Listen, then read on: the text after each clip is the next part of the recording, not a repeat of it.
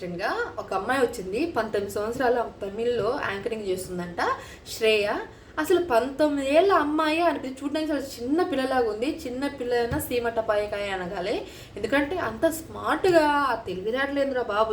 ఇప్పుడు ఇలా ఉన్నారా పిల్లలు అనిపించే కాసేపటికి వచ్చింది, చేసింది, గులాబ్ జామ్ కూడా ఆడింది, గ్రీన్లు తీసుకొని వెళ్ళిపోయింది. టాప్ 15లో ఎంటర్ అయిపోయింది అనమాట ఈ పాప. నిజంగా చాలా చక్కగా మాట్లాడే విధానం అండ్ అన్ని క్లారిటీ అనేది ఉంది. ఈ ఏజ్లో అంత క్లారిటీ ఉండడం కూడా గ్రేటే ఒక మాట చెప్పాలంటే.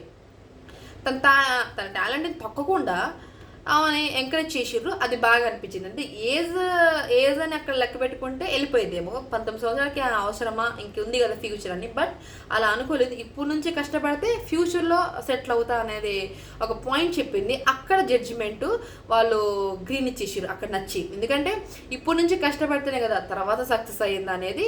ఆ మాత్రం ఆమెకు అంత నాలెడ్జ్ ఉన్నప్పుడు అక్కడ పోయి ఆడడంలో తప్పలేదు. బట్ తన స్టాండ్ అనేది తీసుకోవాలి ఏదైనా సరే. అది మెయిన్ అనమాట శ్రేయది. నేను కూడా ఈమెను సపోర్ట్ చేద్దాం అనిపించింది. ఎందుకు అలా అనిపించింది అనమాట. మీరేమంటారు కామెంట్ చేయండి.